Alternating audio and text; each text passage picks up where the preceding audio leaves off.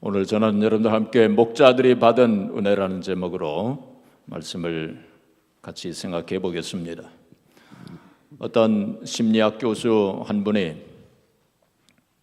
40여 명의 학생들에게 단어 연상 퀴즈를 냈답니다. 크리스마스라고 하는 단어를 주고 연상되는 것을 적어내라고 했는데 이제 학생들이 여러 가지를 적어냈다고 합니다. 크리스마스 트리, 가시나무, 선물, 칠면조, 휴일, 캐롤, 산타클로스 등등 이러한 것들을 적어냈는데 그 중에 한 학생도 예수님 생일이라고 하는 것을 적은 사람은 한 사람도 없었다는 것입니다. 요즘 그렇게 크리스마스가 변질되어져 있습니다. 미국에서는 공식적으로 메리 크리스마스라는 말을 쓸 수 없도록 그렇게 금지시켰습니다. 그런 세대 속에서 우리가 살고 있어요. 그럼에도 불구하고 금년 2015년 성탄절은 우리에게 다가왔습니다.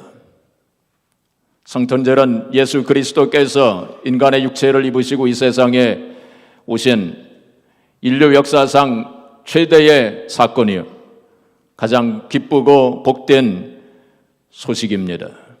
자, 그런데 이렇게 참으로 엄청난 사건, 그리고 가장 기쁜 소식을 예수님이 탄생하셨을 때 누가 제일 먼저 그 소식을 들었을까요?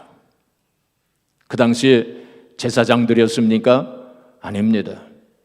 그 당시 신학자들이었을까요? 아닙니다. 그 당시 권세 잡은 자들이었습니까? 혹은 돈이 많은 부자들이었습니까? 아닙니다. 놀랍게도 목자들이었어요. 목자들이 그 엄청나고 가장 기쁜 소식을 제일 먼저 들은 것입니다.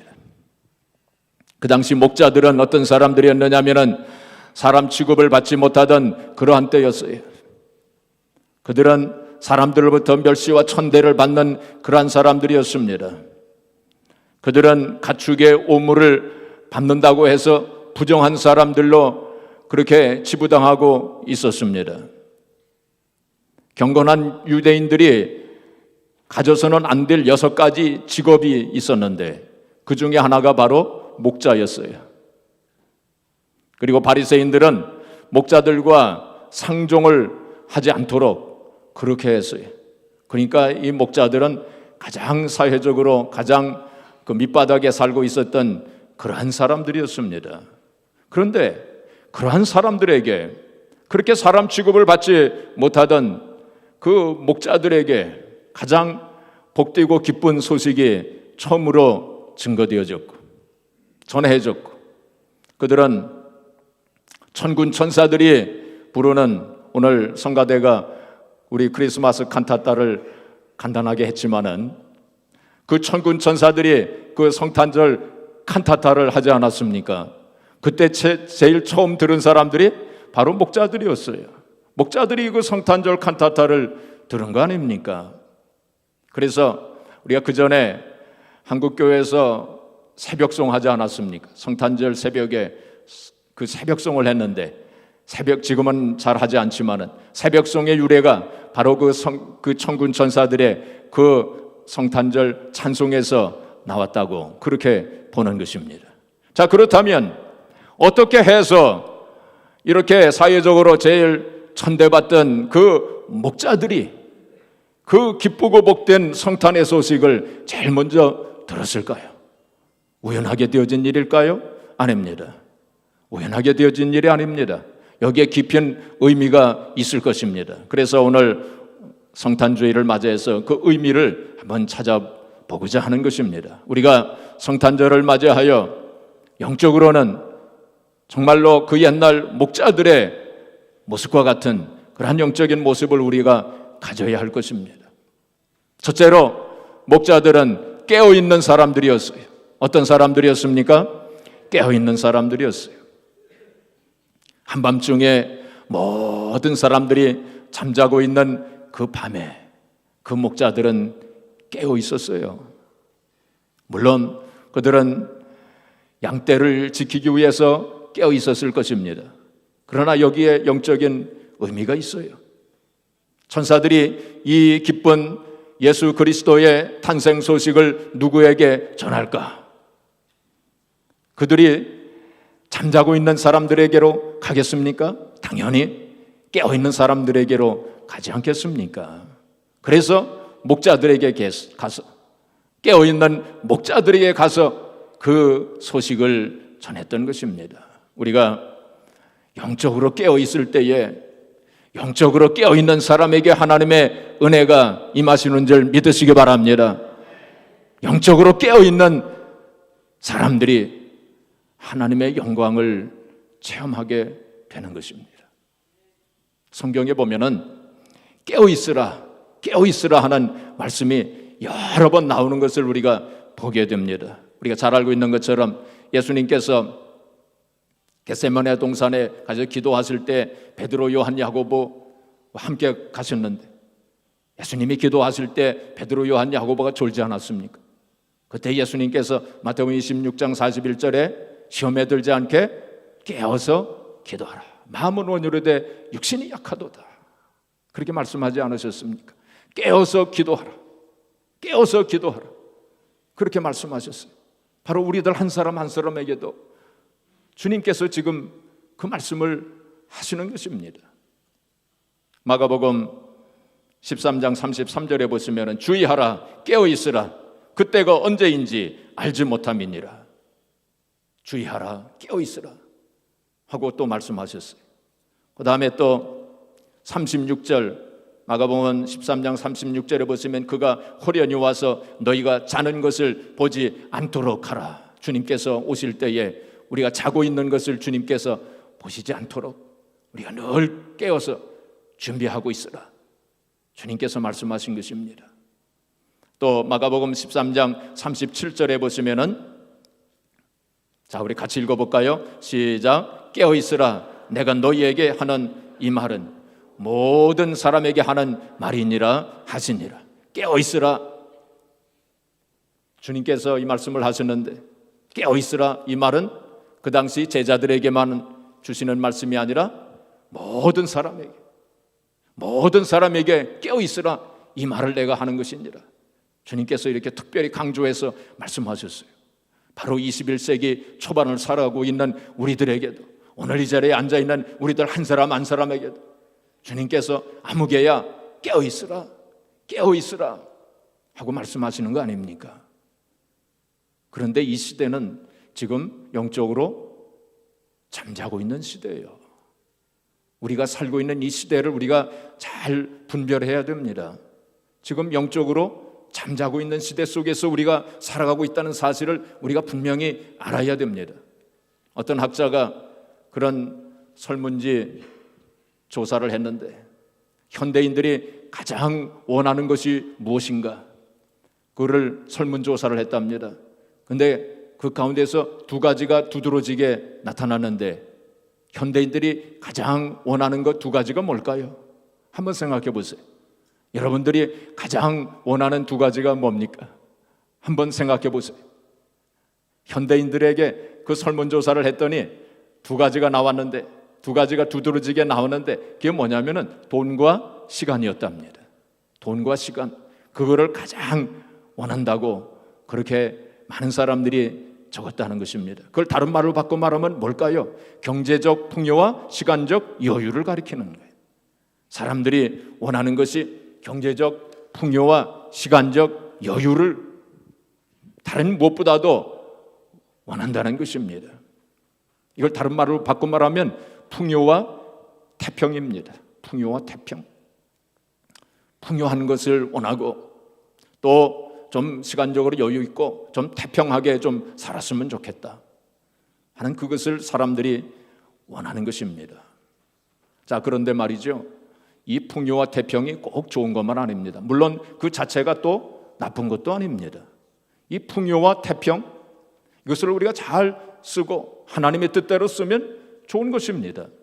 그러나 많은 경우에 이것을 잘못 쓰기 때문에 이 풍요와 태평을 잘못 쓰기 때문에 사람들이 타락하고 또 멸망의 길로 가게 되는 것입니다. 에스겔서 16장 49절에 보시면은 거기 소돔성에 대한 말씀이 나와요. 소돔성은 우리가 잘 알고 있는 것처럼 하나님의 심판을 받은 대표적인 도시가 아닙니까? 소돔과 고모라 함께 하나님의 심판을 받았는데 이 소돔성이 왜 하나님의 심판을 받았는가? 에스겔서 16장 49절에 보시면은 그 멸망, 그 심판의 원인이 풍요와 태평이었다는 것입니다. 우리가 깊이 새겨둬야 할 말씀이에요. 그 소돔성이 심판을 받은 것이 뭐라고요? 풍요와 태평이었어요. 풍요와 태평 때문에 그들이 심판을 받았다는 것입니다. 물론 그 자체로 풍요와 태평 그 때문에 심판을 받은 것은 아니지만 이 풍요와 태평을 잘못 사용했기 때문에 그들이 타락하고 결국에는 하나님의 심판을 받았다는 것입니다.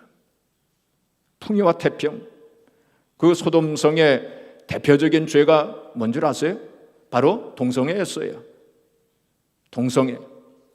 풍요와 태평 속에서 그들은 동성애의 그러한 죄를 지었어요. 결국엔 하나님의 심판을 받은 거예요.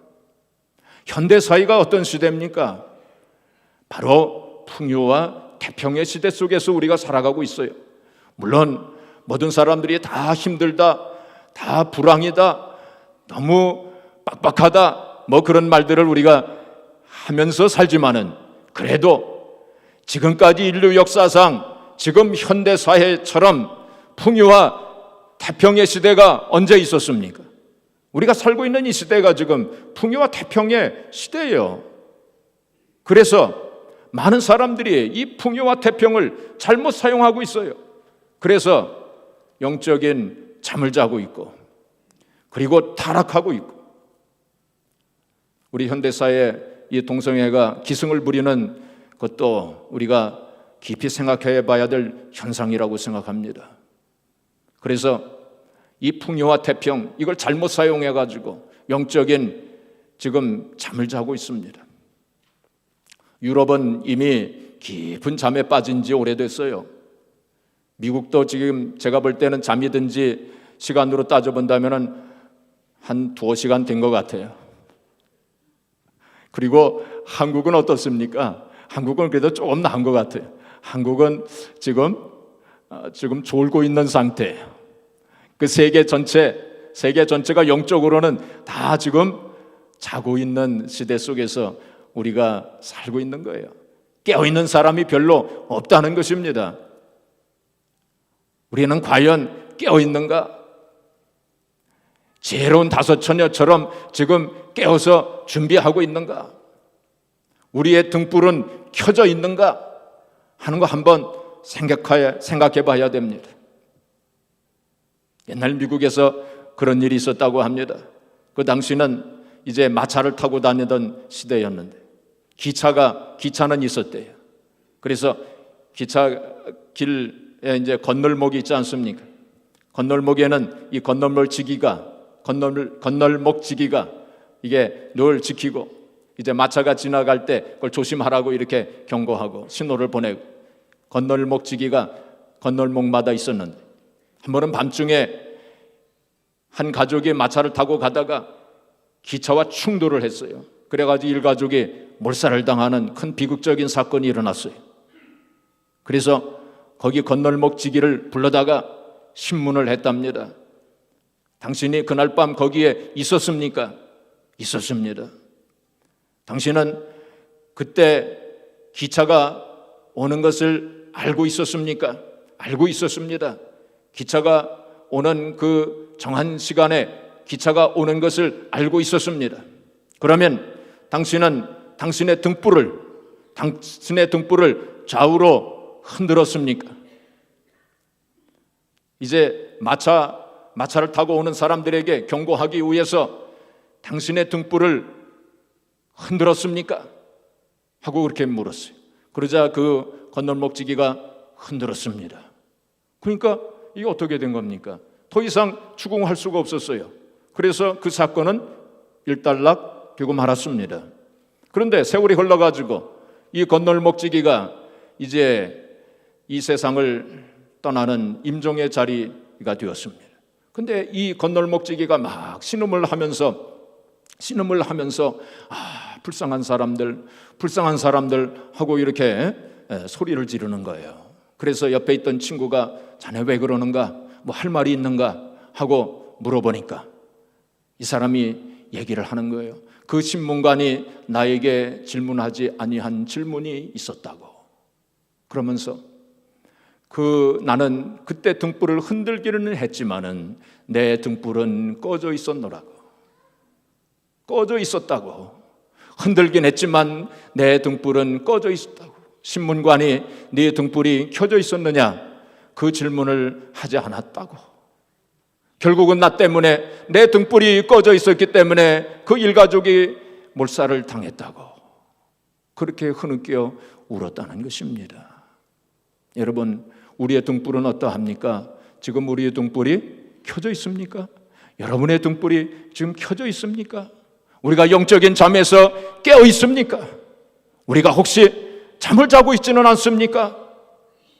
영적으로 깨어서 기도하고 있어요.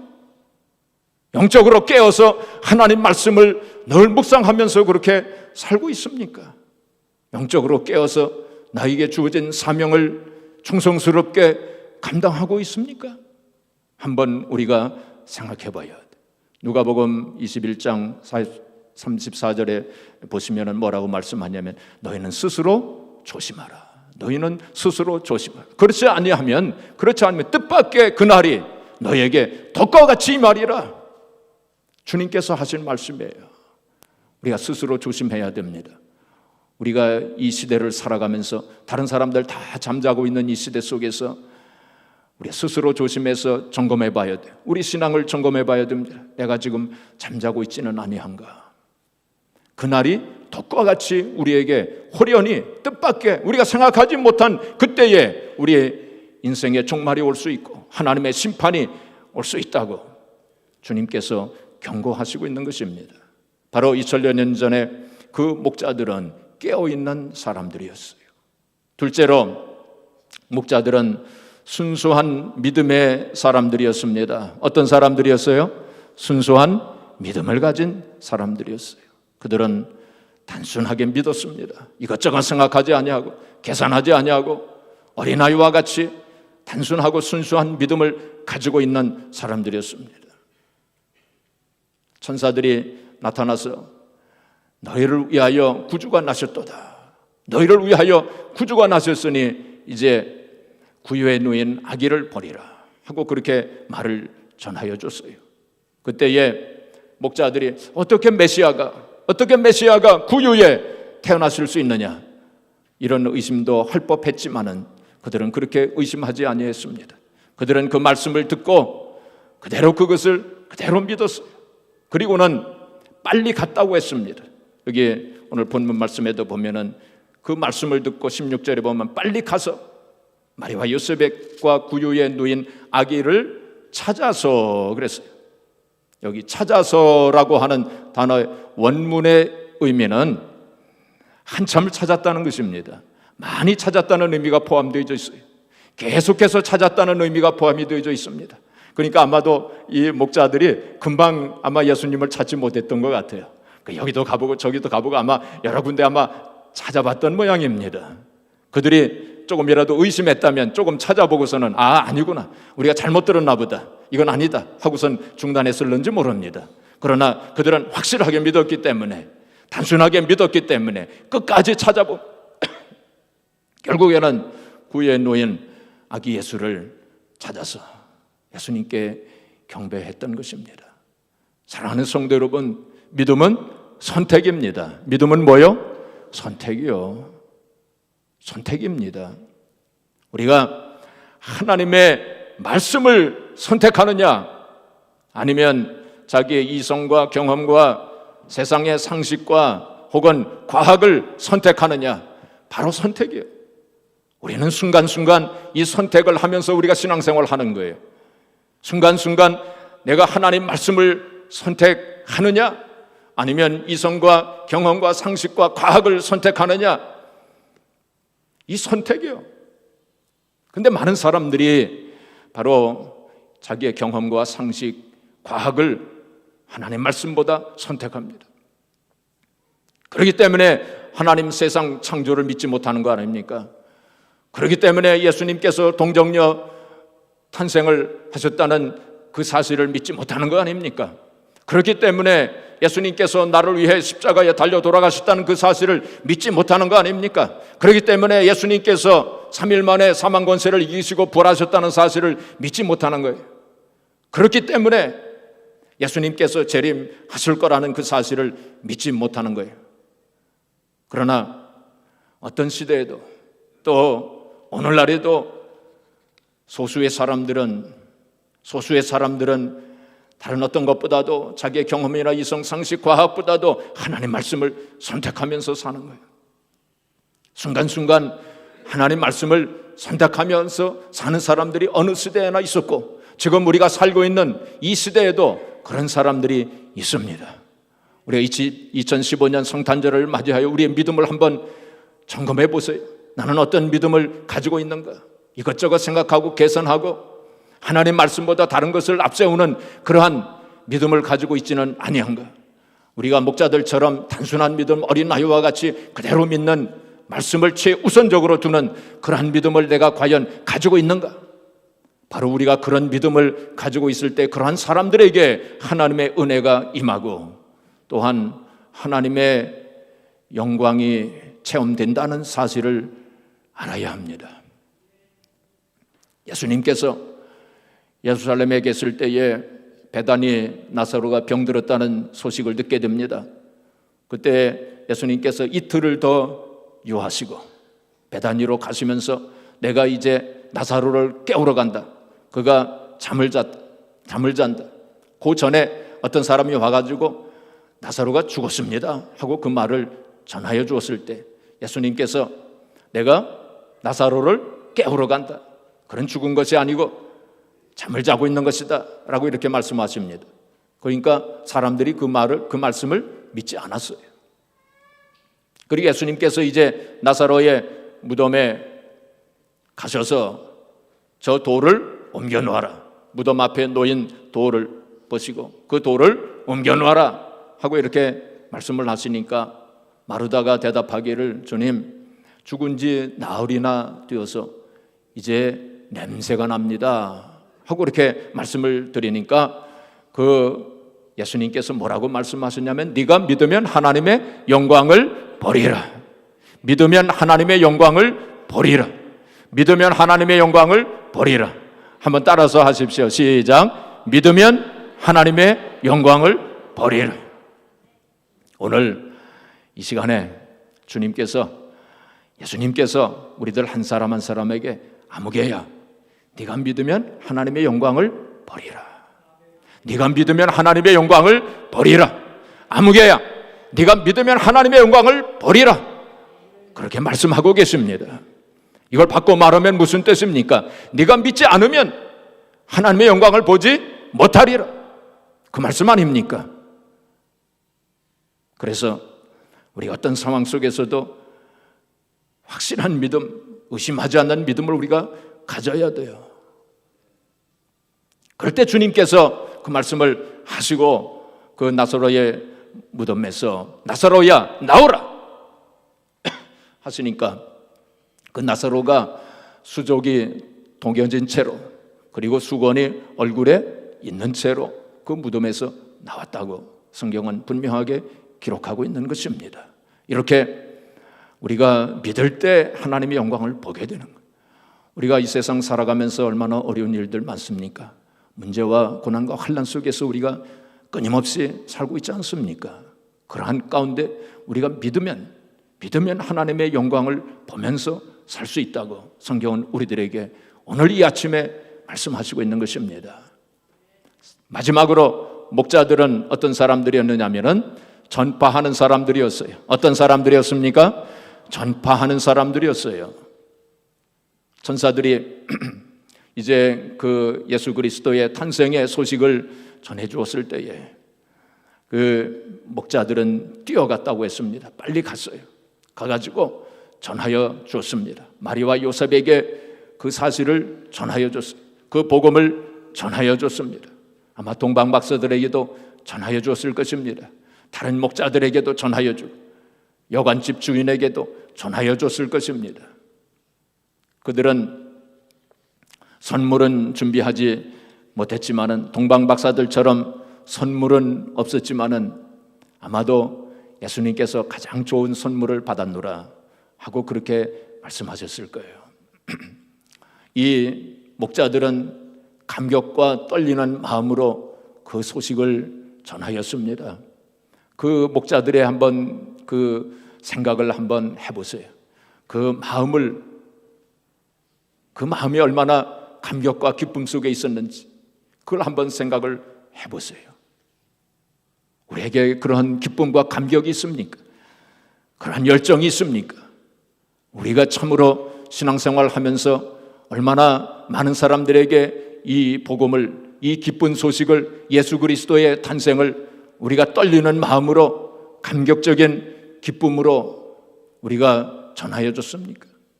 몇 사람에게나 우리가 이 복음을, 예수님의 이 탄생을 전하여 줬습니까?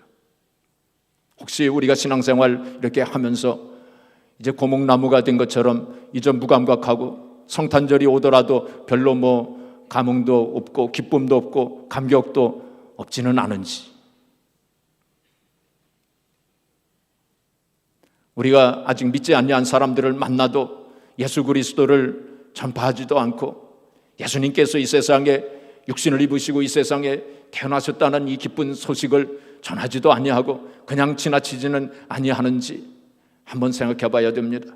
우리가 인생을 살면서 어떤 목적으로 지금 살아가고 있는지 한번 점검해 봐야 될 때입니다. 어떤 의사가 있었습니다. 이 의사는 개업을 해가지고 돈을 잘 벌었습니다. 그래서 밤마다 그 돈 세는 재미로 살았답니다.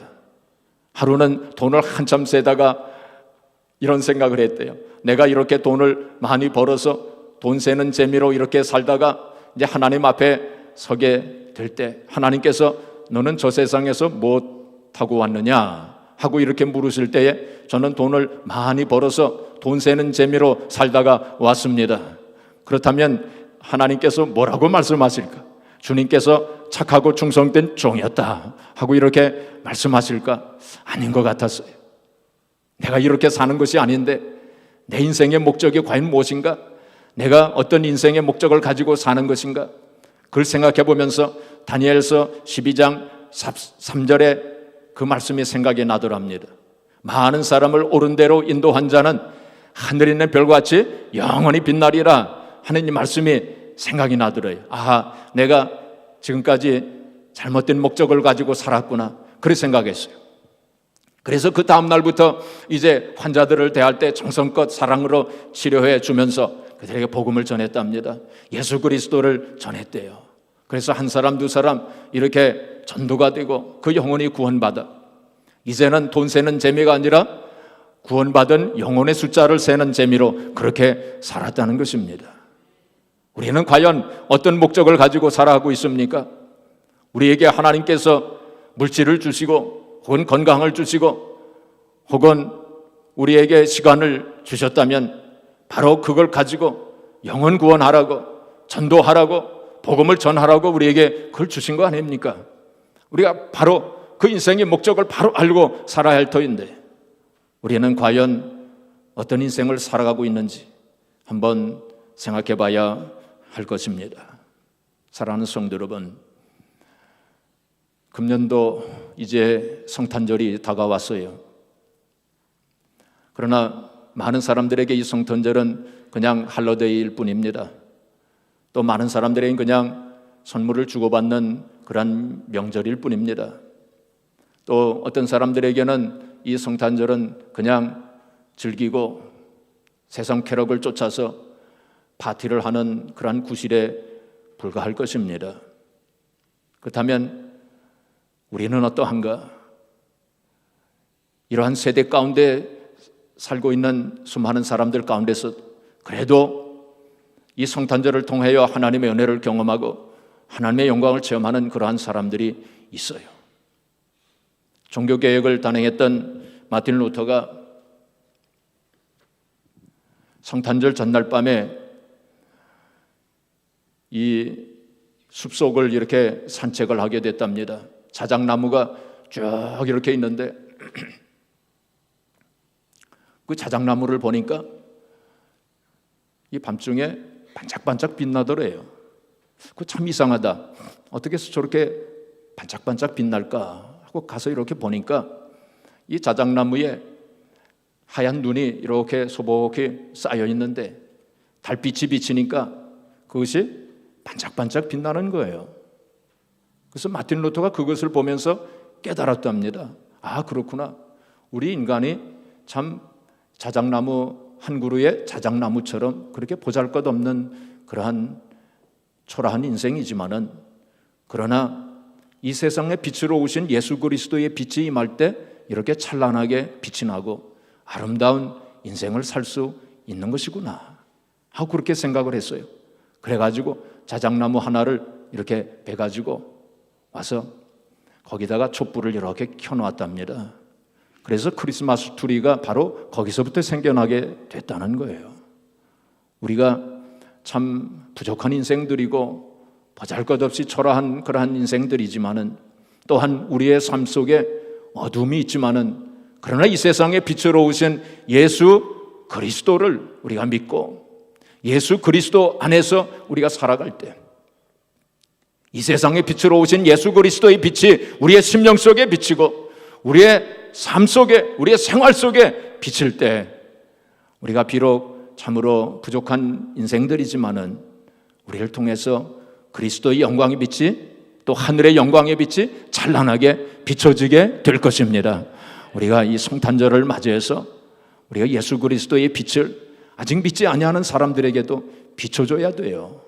사랑하는 성도 여러분, 이번 성탄절을 맞이해서 우리가 목자들과 같이 2000여 년 전 첫 번째 성탄절을 맞이했던 그 기쁨의 소식을 제일 먼저 들었던 이 목자들과 같이 영적으로 늘 깨어있는 성도, 늘 우리가 하나님 말씀을 통해서, 기도를 통해서 늘 깨어있는 성도가 되어지고, 또한 하나님 말씀을 그대로 어린아이와 같이 그대로 순진하게 단순하게 믿는, 어떤 것보다도 하나님 말씀을 최우선순위로 두는 그러한 성도가 되어지고, 이 기쁜 소식, 이 하나님 말씀, 이 복음을 모든 사람들에게 증거하는 그러한 성도가 되어서 참으로 아름다운 인생, 찬란하게 예수 그리스도의 빛을 발하는 그러한 삶이 되어지고, 하나님의 깊은 은혜를 이번 성탄절에 체험하고 또 하나님의 영광을 보는 저와 여러분들이 되어지기를 주님의 이름으로 축복합니다.